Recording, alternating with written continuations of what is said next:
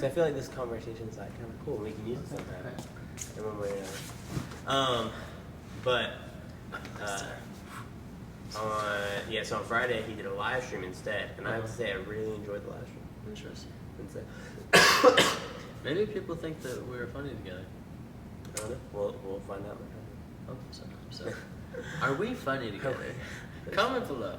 Be brutally honest. So this was the article I attached to setting clear expectations. I need you. I have to show you. Such assignments are usually Gmail. clarity is the pathway to solid results. I like that.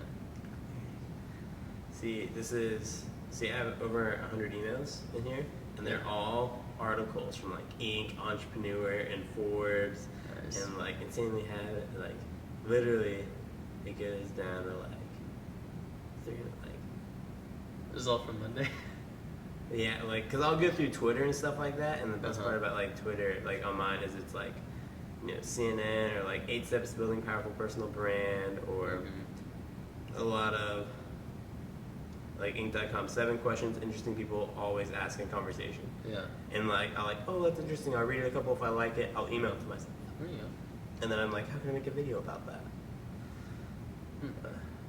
This says that a Tower Watson survey showed that half of managers don't set effective employee goals. Well, what we learned this week: managers suck. be your own manager. Be your own boss. It's that way you can suck when you eventually hire people. Okay. But it won't matter because you're in charge. Exactly. Do whatever you want. Nice. So yeah, just think setting clear expectations. Whether you're a leader, whether you're in a relationship, whether it's a friendship, whether you're trying to manage your boss, because that's totally a thing. Or whether you like your boss, whether you like your job, setting clear expectations to what you're willing to tolerate and accept in a work environment and what you're not willing to. Or what should be expected of your experience and skill level. Because everyone wants to be a CEO, but like if you're a college student with no work experience, let's be realistic. Yeah. Okay, ready? What is this? What we learned this week. What we learned this week. Hey everybody, happy Friday. I wasn't smiling that last week. Okay, ready? I didn't give you a countdown. 5, 4, 3, 2, 1. Hey everybody, Joey Roos here. Will Haddock, co-founders of the Lyfe Podcast. Welcome to our Friday What We Learned This Week session. Friday. It Thank is goodness. Friday. Oh Man, my what a goodness. week. Dude. It's been a long week. It's always a long week. But then you have days like Friday to look forward to, and you're just like, I can breathe. I have the weekend to look forward to. Might go to the lake. Might just relax, watch game shows. GSN, shout out to them, not a sponsor, but Game Show Network. They got Family Feud. They got this new show called Divided. Phenomenal. It's 4 people against each other. They have to convince each other all to agree on the same answer. Then they have to vote someone off, and then they win. I'm doing this really fast just because we don't have a lot of time, but it's really good. We might want to cut this out. But anyway, Jade and I just started watching it. Phenomenal. But so at the end, they say they earn like $20,000. Well, then it gets broken up in 3 unequal amounts: 60% or like I think it's 70%. It's either 60 or 70%, 20%. And like 10%, and then they have to vote. Everyone has to agree on the amount that they get, and the money. Oh man, I can't think of the word right now. But when it gets smaller, starts with a D, decreases. Yeah. That was the word I was saying. Right? The amount decreases as time goes on, and they all have to agree. And if they can't agree, they walk away with nothing. And so you have those people that go, "I'm getting the most, no matter what. You guys can agree on B or C, but you're either going to walk out with nothing, or if you want something, give me A." And then you have the people that like actually try to. Anyway, awesome show. GSN, great network. But it's Friday. Can we start over? Yeah. Okay. I was interested, but that was a lot. Gosh, I wouldn't want to take it. I didn't even think about it. It was good conversation back and forth. It was good, and then I was like, oh, dude, no. I didn't feel good about my intro anyway. Okay. So this is Joey, Will, co-founder, whatever. Welcome to our Happy Friday. Friday. Here to discuss what we learned this week. Here's what we learned this week. I know, I like that. Happy Friday. Here's what we learned this week.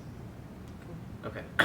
Well, let's get into what we learned this week. Yeah. No, and then maybe we can add something to it. So like if we're only doing what we learned this week, we can be like, oh, I learned this, and then like kind of build it up. Does that make sense? So it'd be like, oh, like hey, we learned this kind of thing. Kind of talk about it a little bit, and then, like maybe something else that we learned this week. So it's not just those. I don't know. We'll add that later. Okay. Whenever you're ready. Here we go. So we're talking about Setting clear expectations. Mm-hmm. 5, 4, 3, 2, 1. Hey everybody, Joey here. Will, co-founders of Lyfe Podcast. And we're ready to discuss this Friday. Finally it's Friday, right? Oh my goodness. Yeah. It's been a long week. It certainly has. But we're here to discuss what we learned this week. That's which right. was many things, of course, as always. Hopefully so, at least when you're making progress on your business. But one big takeaway lesson that I found was the importance of setting clear expectations, not only for yourself and your business, but in your relationships and really in everything that you do in life. Yeah, and I think that's good. As being a child that has been overhyped and then let down a lot, I know that, setting clear expectations can really help you set goals and help you feel better about what you're doing. Because I feel like too often we set unrealistic expectations, then we're let down and discouraged from, pursuing either entrepreneurial journeys any further. It's like, oh man, I'm going to make $8,000 this month, first month, going at it, and then you walk away with $10 if you're lucky, and you're like, oh man, I got nowhere near my goal. But versus being like, oh, you know what? If I sell one item, I'm good. Let me sell one item, and then after you sell one item, let me sell one more. And setting those, realistic expectations and clear, like, all right, like that's actually achievable. I think that'll help you stay more on your journey and not be discouraged as much. Mm-hmm. And not only setting expectations with entrepreneurship, but I found in work a lot setting expectations of what I should expect as an intern or as an employee based on my level of experience and my expertise. Like, what is a fair living wage? What is a fair working condition for someone like me? Because everyone wants to be a CEO, especially if you have that entrepreneurial mindset. When you see the CEO rolling in at 12 o'clock to do a lunch and a tour of the office and then leave it, and you're like, it's not fair, this is terrible. But he's worked hard to get to that point. And you need to have expectations for what is fair for you in order for you to go along that journey and go through the process for you to be able to be that CEO someday. Yeah, and I always think about it, if you want all the reward but no risk, find a work environment that allows you to have unlimited earning capability, whether you're in sales or any specific role. But if you make your boss more money, he's going to promote you and you're going to make more money. So if you don't go and start your own entrepreneurial journey or whatever the case may be, you're not that CEO type quality, be a CEO in whatever role that you're in with that company. Do it to the best of your ability. Take charge, take initiative, and use your roles. And I guarantee you, you'll get promoted way faster, and you can have that, not necessarily freedom, but you'll have that responsibility, respect, and money than otherwise. No, I think that's a good point. And setting expectations, it takes time up front. It does, to sit down and say, okay, what is fair for me? What is this going to look like in 6 months or a year? But in the long run, that can help you stay focused and help you get that sense of accomplishment that you're making progress. You say, I can expect to do one thing well today. What is that one thing? Bam, I went from here to there. I went from A to B. Yeah. You're having that sense of progress. It gives you a feeling of accomplishment. And at the end of the day, you can hang your hat on what you've done realistically. I like that. And I also think, while setting clear expectations for yourself is really good and reminding yourself, but also sharing and communicating those expectations with either your boss, your spouse, whoever you're in a relationship with or friendship with, and understanding what the terms are of whatever relationship you have and what you expect up front will help both of you. Because worst case scenario, you both don't agree on expectations, and you work and you go to another place and you find a job that fits your needs, or you create one that fits your needs, and you're not disappointed in the end, and your employer's not disappointed with having an unhappy, employee, or your spouse isn't disappointed with having a disappointed other spouse, Yeah, for sure. So setting clear expectations, key, every aspect of life. But before we let you guys go for the weekend, we want to jump into our final segment of the week, which is none other than the ideation segment. Ideation Fridays. Oh yeah.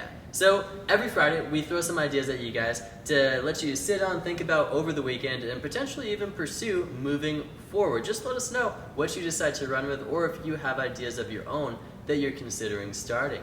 One idea that I've had for a while, actually I talked with you last year about this, and I was considering doing a podcast. Not this one, but one called Chasing Elephants. You remember that? We actually did some planning. Yeah, we did. I'm so proud of the logo. Logos and everything. Logo looks awesome. The logo I still cool. have that. Yeah. Anyway, Chasing Elephants. It was about talking about kind of the elephants in the room, the controversial subjects that are so vitally important to our society, but politics, nobody really religion, talks about, right?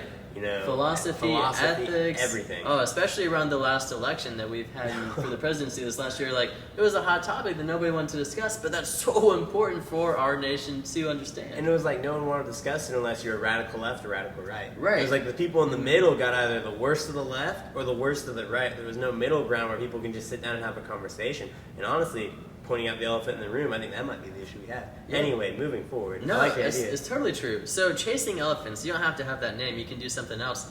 But just having a podcast where you bring on somebody from each side, not like on the news where they yell at each other, but people who are willing to have a civil discussion and just say, hey, here's some points about what this side believes, and then here's some points about what this side believes, and you can decide on your own. I think that'll lead to a more educated culture and society, and everybody can live in more harmony. And it would be better to express your expectations of the other people that you're having controversy with. There you go, set expectations. And that way you can better understand. Because I think when you better understand an opposing viewpoint, you better understand your own viewpoint and why you believe. I think it helps you, be rock solid on what you believe. Mm-hmm. And so I really like that. Thanks. And I'll close that idea with a thought that I thought of a while back, is that truth never fears questions. Because if it's truly true, the more you talk about it, the more it's going to prove it's right. And the more you question it, yeah. Yeah, exactly. So if you do believe that you have a stance on a certain subject, you shouldn't be afraid to talk about it or to question it, no matter what that subject is. So chasing elephants, do a controversial podcast.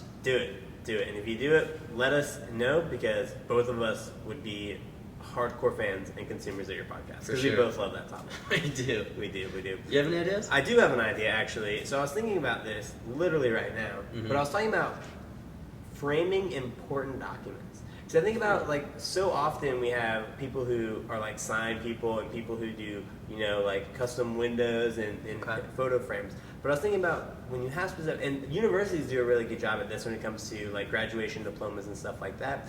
But thinking about like your achievements and how, the sense of accomplishment you have with those, and the reason people display their achievements in general is just to feel that sense of accomplishment, know what they do, and know what they've accomplished. And I think that having a business that's designed to creating the most elegant custom frames, I think all of them are too classic, too boring. They're the same colors, but if you add some elegance, like handcrafted wooden frames, people would pay top dollar, especially business executives that have their licenses, their degrees, everything that a business executive would have over the years, like awards and stuff like that. And that's another thing, is you can get into awards. Not necessarily plaques, but framing for important documents and awards. I feel like creating that niche and finding that, I guarantee you there's a market for it. I don't know if it already exists or not. Well, there might be, but I think you captured a good point of creating that emotional moment when people are receiving a award. They're a lot more willing to spend money to preserve that moment, right? So if you captured them at the point where they are most excited about what they're getting, and then maybe put a story behind the frame, like get wood that's sourced from somewhere, because you know how it is when you're in an office or at someone's home, you're like, wow, I like that picture. If you can say, well, I got that from the streets of Venice when I was touring Europe or something, that just makes you 100 times cooler. If you can put a story behind what you have on the wall, if you can add some meaning to it. So I think a story behind your frame could be cool. Or if you're like a business owner, like, oh yeah, that's made with the roofing material of my first business. Bam. Or it's made from the brick of my first business. I don't think there's brick frames out there. I don't know, but there could be. There could be. Start a custom framing business. I think that could be a really awesome niche. Huh. No, I don't think anyone's really, I've never seen that. Okay, fair enough. Well, if y'all have any other ideas, like we said, post them in the comments below. We'd love to hear from you and start a conversation on how we can help you pursue your first college entrepreneurial endeavor. But that's it from us for this week from the Lyfe Podcast. Be sure and subscribe to hear all of the entrepreneurial content that we release when? Every Monday, every Wednesday, and what's today? Friday.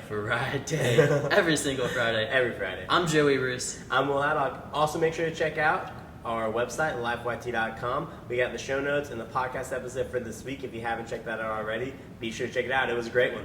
It certainly was. So, excellence is in the details, Lyfe listeners. Keep moving forward, and we'll catch you next week. See ya. Cool. I feel like it's going to go downhill if we do anymore. Yeah, I agree. My brain's fried. I literally